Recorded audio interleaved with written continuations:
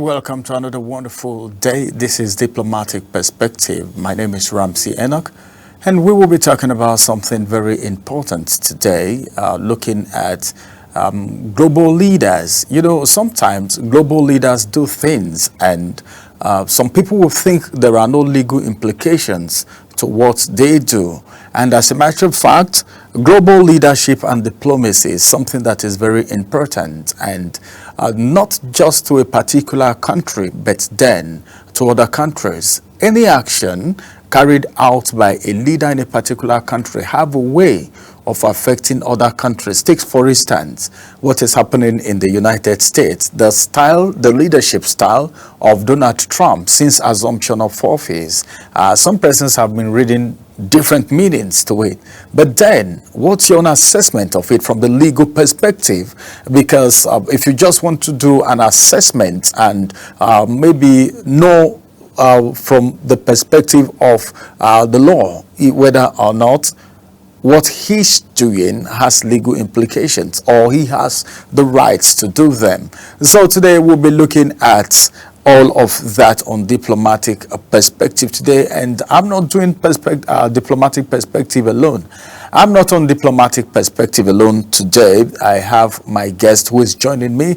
He's a legal practitioner. His name is Robinson Way. It's good to have you join us today. Thank you. It's great to be here. Thanks for having me. Well, I think it's so good that you are here today. You're a legal practitioner, and so many times a lot of people do a lot of assumptions. Even our own president in Nigeria, sometimes people look at his antecedents and they make statements, but then most of the statements are not valid because they are not coming from the aspect of the Constitution, or probably doesn't have legal implication. All right, but today we're going to be looking at Donald Trump's policies since assumption of office. Just a little assessment of his leadership style so far. So as it is right now, how do you perceive Donald Trump's leadership style? I think the perception of Donald Trump's leadership style so far is just as like what he campaigned on. He campaigned on an American first policy, and so far I think that is what he has been doing. He has signed over 100 executive orders since taking the reins in 21st of January this year. Mostly is actually to push his campaign promises. According to him, is promises made, promises fulfilled. So I think his leadership policy so far has completely been more of America first, like putting America first before any country, any other entity, or any other part of the world. And that is what he has been doing. And if you check the polling, over 50% of Americans are okay with his leadership style so far. Of course, not without some criticisms from some quarters, of course. So generally, I would say his policy has just been mostly American first, and try to fulfill most of his campaign promises as well, just like he's trying to do with the war in Ukraine, which was also one of his campaign promises. He said he was going to end that conflict on day one. It's been 6 weeks. The conflict is still raging. I think on his part, he's trying to do whatever he can to end that. But so far, I think all deliberations and negotiations are still on the table right now. And hopefully, we'll see an end to that crisis soon, because lots of people are dying. Thousands and thousands of people are dying almost every day. So we'll wait and see. But it is hopeful that he'll be able to end that crisis soon. All right, we are hopeful he's able to end that crisis soon. Now let's talk about the legal aspect of leadership styles, because some people believe that the president, world leaders, are above the law. You are a legal practitioner as it is right now. Two questions I'm going to be asking in one.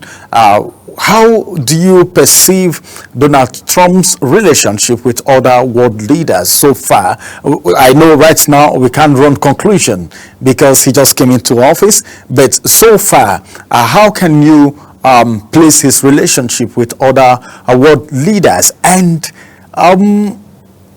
do people in power, especially world leaders, presidents of nations, are they somehow above the law because of the level of immunity that they have? Okay, I think I should deal with the second question first before going to the first question.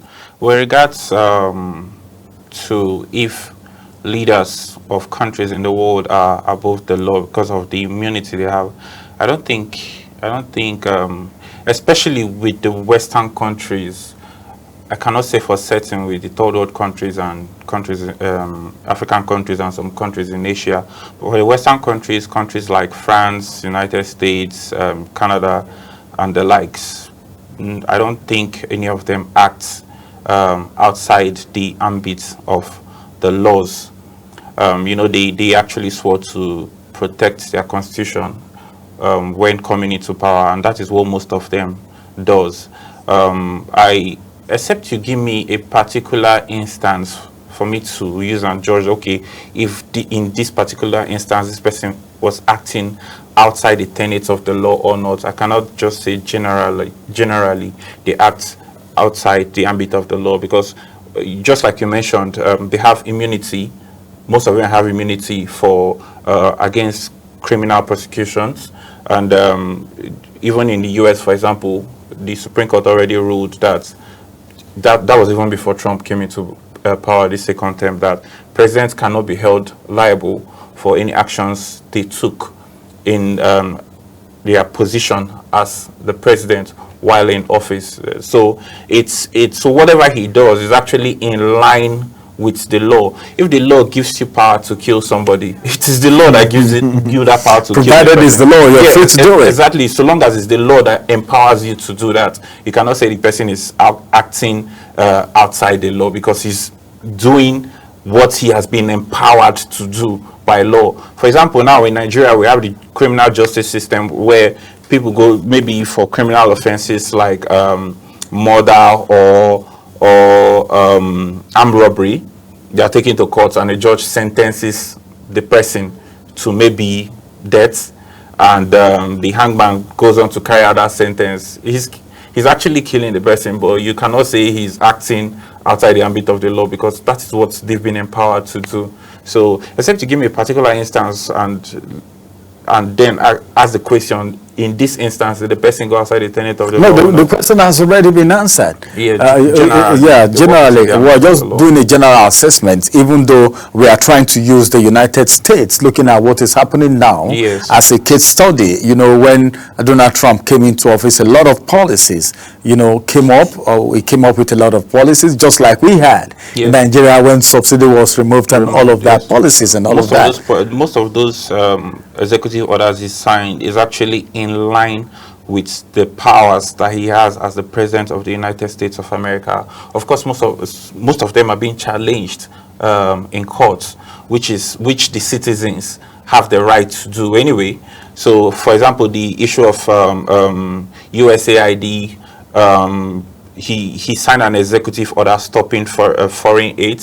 And just recently, I think yesterday or the day before yesterday, the Supreme Court went against that executive order, that he cannot stop those aids from going out, because Congress have already sat on that and passed those budgets before Trump came into power. So it's something that has already been dealt with. So he cannot just come now. Yeah, he acted within his power, but notwithstanding, the court is still there to interpret. So the court has interpreted that and said, for this one, you don't have that power to stop foreign aids. So definitely the courts are there to always interpret. People can make mistakes, people can do things and interpret it different ways. That's why we have the court of law, right? So they can be challenged. And then the issue of birthright. Anyway, I don't want to go into those other ones, because those are still before the courts for now. They are sub judice, so it won't make much sense to discuss something that is before the courts, right? But the issue of foreign aids has already been litigated up to the Supreme Court, and the Supreme Court has given a decision on that. Most of the things he's doing, he has the power to do that as a president, because as a president, you have the power to issue out executive orders. So where they are not challenged, then it will stay as the law. But where they are challenged, the court would finally give an interpretation to them, and whatever the court say at the end of the day, that is what will be obtainable. As with regards to his relationship with foreign leaders, especially those in the West, I think it's one of mutual respect. At least there's rarely any of them that has come out to say anything negative about Trump, right? For now, so every other thing we can say is just based on our perceptions. Of course, they may not be happy with his style. For example, you have the issue of NATO. He's right now he's even considering withdrawing the US from the NATO agreement because he feels America is contributing far more than other members of NATO. Yeah, he can do that if he wants. Of course, most other NATO nations are not very happy with that, but in reality, they're actually contributing more, and he feels they're being exploited because they are not the ones facing the immediate threats, because most of them think Russia is a threat. America doesn't think Russia is a threat to them. Russia can hardly fire any missile that will easily get to America because they have the ocean, a very big ocean between the both of them. Or like other European countries like Germany, France, where it's almost a stone throw, they're interlocked by land, so the army can easily invade and all that. So Trump is asking them to do much more. America cannot be the highest donor to NATO when they don't see an immediate threat being posed to them, as compared to European countries that are very close to Russia who feel more threatened. They should either up their contribution, what they are giving to NATO, or the US will back out of NATO. So of course many of them are not happy with it, and even the handling of the Ukraine crisis. But what he's doing what he believes is best for his country anyway. He's more of a nationalist than a globalist, and we can't really fault him on that. Okay, as a matter of fact, the United States were assessing Donald Trump's government globally right now. Let's just look at we're talking about the relationship. What strategy did Trump employ to prevent conflicts? You know, because as it is right now, one of the major things that, like you talked about the NATO just now, talked about the fight and all of that. I said it's going to end in just maybe one day or a week in assumption of office until now. So as it is right now, what strategy did you think Trump needs to employ to prevent this conflict? Because we know, a lot of people know that the United States is a world power and all of that, even though some presidents are really contending with it, the likes of China and the rest, Russia and the rest. But then, what do you think? Is it conflict generally? Conflict resolution.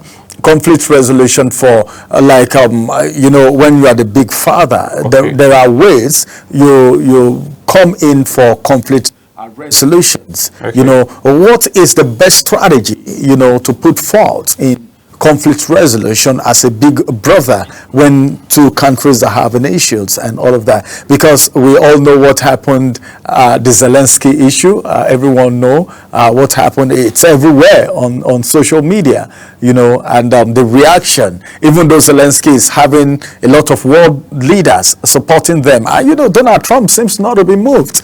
You know, so we are thinking as a legal practitioner, because I know whatever you are saying right now is within the ambit of the law. What strategy do you think would be best, you know, to resolve conflicts? Maybe any conflict that may come up or existing conflicts. Okay, the United States of America is a country that is very much respected worldwide, right? That's number one. Number two, Trump as a person and as the president of the United States of America, hate him or love him, is highly respected, and even amongst world leaders, even the ones that don't like him, they respect him, and to an extent they fear him as well, because they know that this is somebody that can take certain actions. Like if need be, he will not hesitate to take actions, right? So there's the there's a strategy of peace through strength, that you show that you're strong and you're willing to do what is necessary. And of course, it acts as a restraint to people that may want to take certain actions. And then, of course, there's also the strategy of diplomacy. Trump is a businessman, and he tries to employ diplomacy as much as possible. I think that's exactly what he's trying to do as well with the Russia-Ukraine crisis. He's trying to look for a diplomatic resolution to those issues. So he's adopting the stance of negotiation. In reality, Russia is a far bigger country than Ukraine, and a far stronger country than Ukraine. So if not for the support that the Ukrainians have had from countries like the United States of America and the EU, the battle would have been long won. And America is actually the country that gives more to Ukraine than any other country. America have rolled out over $200 billion to Ukraine since the start of this fight. And then Trump was still, just like they had in the White House the other day, that if you don't want peace, you would have to fight this out without us. The next day, Zelensky went to the UK. He had a meeting with Starmer, and they were all saying, we stand with you, we stand. You don't stand with him with mouth. How about giving them weapons or giving them enough money to acquire those weapons? At the end of the day, how much the UK give to Ukraine after saying, we stand with you, we stand with you? They give them $2 billion as loan. As loan, meaning they'll need to pay back. Which means they definitely have to pay it back as loan. Just $2 billion. Ukraine, Zelensky goes to America, talks to them, talks to Congress. America issues out $150 billion, $120 billion in dollars, issue $200 billion, and then if you don't have American support anymore, they are not asking for anything whatsoever. Like nothing. They don't ask for anything whatsoever. They give them weapons, they give them money, and they don't ask for anything. France, the UK, and all the rest are saying, we are with you, we are with you. They give money and they tie conditions to it. And compare giving $2 billion to somebody that gives you $150 billion. This is the same thing. It's not sustainable. Without the US, Ukraine can't do anything. And Trump's position is that we have to sit down on the table and discuss this thing. We have to negotiate. He's a businessman, right? And in negotiation, you don't always get everything, because two people are coming to discuss something here, and you'll be willing to give some things to get a desired goal, and the other party should also be willing to give up some things. And that is the position of Donald Trump as well. You cannot just get everything at this point, because in reality, these people are even stronger than you. Russia are willing to make some concessions, so why don't you make some concessions as well? As Zelensky says, no, they are willing to fight it out. And what is the strategy of the EU? Let's continue this fight until maybe 2 years, 3 years time. Russia will get tired. People are dying every single day. It's not the French people that are dying. It's not the British people that are dying. It is not the Germans that are dying. It is Ukrainians that are dying. It is the country of Ukraine that is being bombarded. Russia is not being bombed. Meanwhile, Russia is fighting a war with Ukraine. Many of the citizens are living their life like nothing is happening. Moscow has not been touched at all. So it's just Ukraine, and Ukrainians are suffering mostly. And Trump is saying, let's have peace. Let's discuss this thing. It's not by saying, always demonizing Putin. Putin is a bad man. Putin is a bad man. You want to discuss with this person. You want to try and have a negotiation with him and settle with him, and you are abusing him. Is that the way you go about negotiating? For example, now both of us are having issues, and somebody wants to come in and settle us, and the person coming in to settle us is already insulting me. I'm a very devilish person. I'm not going to give a listening. I'm not going to pay attention. I won't attend the meeting. So that's the thing. So that's what Trump is saying. Let's adopt diplomacy here. Let's stop the whole name calling and insults. Bring Putin to a table. That's what Biden failed to do. Biden tried to ostracize Putin and Russia completely. How did that work? It didn't work because the war is still raging up till date and people are dying. If you know the crazy numbers of people that have died, over 700,000. And this is putting it mildly, because the press doesn't even report everything, the real numbers. People are dying on both sides every single day. According to Trump, when a bullet goes out, the only thing that is stopping it is a body.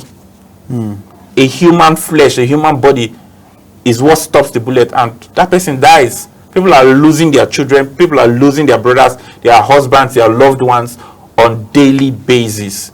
So Trump is putting his feet on the ground that as much as possible we have to negotiate and solve this issue. So I think diplomacy can work. If already Zelensky has said he's willing to give it a second try, come back to the table with Trump and discuss on how to end the crisis, because he has seen it that in reality the ones in the EU are just all his mouths. They just make noise, they just shout, we support you, go ahead, fight, continue to fight, Ukrainians are brave, continue to, and then you're not giving them any tangible support. So that's the thing. So Zelensky has gone back now to the US and is trying to see how he can get back on the table with Trump for this to be resolved. So any moments that there could be peace, right? Yes, because of course Trump said he's not willing to discuss with Zelensky again until he has a complete change of mind and comes back. And now some people are in some quarters, they're even saying apologize for what happened the other day in the White House. Let's say, although of course Zelensky has already apologized over and over again. I don't know how come they've not gotten a wind of that. But yeah, there's most likely the light at the end of the tunnel, because most Americans, even the senior staffers, Trump staffers like Mike Waltz, the NSA, and Marco Rubio as well, they as much as possible, of course they are pro-Ukraine, so even if they are trying to tilt towards the side of Trump now and act neutral, so they are also trying to negotiate that to have Zelensky in a table with Trump so it can be amicably resolved. And I believe very soon they will get a headway on that. All right, we are discussing something very important right here, and of anything we discuss now in assessment of Donald Trump's administration so far, his policies, everything, we can't stop talking about human rights. Very important, despite the fact that it is American first, which is the number one thing, whether you like it or not, for Donald Trump is Americans first. What's your assessment of the way other people are being handled? The first thing that came up is that even just for Nigeria here, about 3,390 people were supposed to be deported also. The way this deportation is being done, some persons look at it as an infringement on people's fundamental human right. Even if you want to deport me, it could be done in a way that I will not feel too bad and all of that. But then, looking at it, what do you think of Donald Trump's his actions?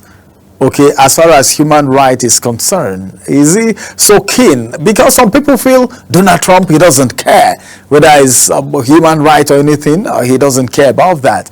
I don't know, is that true, that he doesn't care about anything human rights? Okay,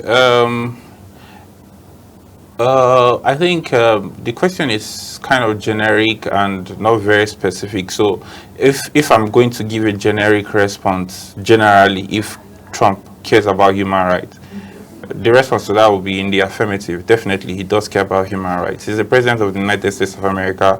Human rights is enshrined under the Constitution of the United States of America, so he cannot go against the Constitution, which he swore to protect. So generally, of course, I would say he respects human rights. But if you give me a specific instance of where it is alleged that he may have been in violation of the tenets of fundamental human rights, then I can give a response to that. If it's about the deportation of illegal immigrants, I don't think there's anything wrong with that.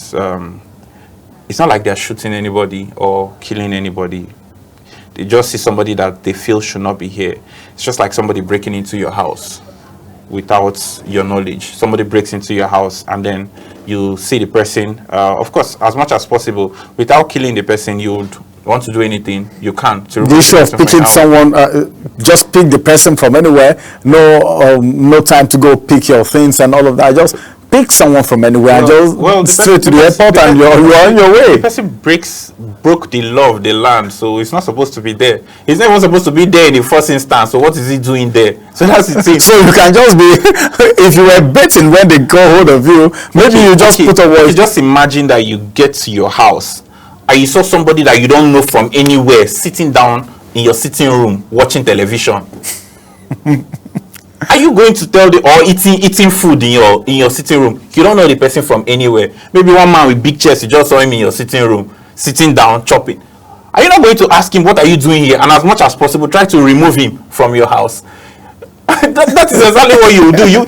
He can no courtesy at all. You just send them packing. The person is watching us on Global TV right now, and the person is telling you, wait, I like this discussion. Let me finish this discussion first before you send me out of your house. And you didn't invite the person. Of course, you push the person out of your house immediately because the person is a threat to you. Is even trespassing in the first instance. So there's no reason why the person should be there. So you push the person out of your house. It's that simple. Some people said, well, if they, especially for Nigerians, not even Nigerians, because the deportation is everywhere. Yeah, whether Mexicans or whoever you are. Targeted at any particular set of people. Yeah, not a particular set of people, but Nigerians sometimes they can be funny. They were saying, where are they coming to? Is it this economy they are coming to meet? It's better they stay there and all of that. But then I think it's been said, well, you are an illegal immigrant, so sending you back could be anyway. But then, not infringing on people's right, because some persons will tell you, well, I was forced, I was handcuffed, I was this and that. All of that put aside, like my guests have said, if you're an illegal immigrant, you will be sent back anyhow. All right, a very big thank you to you. Our time will not allow us. This conversation is so intense and interesting, but we can go on and on. But we will always talk about the United States of America as big brother to other countries of the world, especially when it has to do with global peace. As a matter of fact, a very big thank you to you for coming around. Thank you. Well, it's been a legal practitioner. That's why we just needed to let you know that some persons have immunity, but every immunity, where your immunity stops, that's where somebody else's own starts. Barrister have already established that already. But as it is right now, just be yourself, do what you want to do, but make sure you do it within the confine of the law. It's been Barrister Robinson Weye, and we are so glad to have you join us today. Thank you so much. Thank you for having me. Hope to have you some other time again. And this is going to be the size of Diplomatic Perspective this beautiful day. We will come on your way again with the next edition with another topical issue. My name is Ramsey Enoch. Bye-bye for now.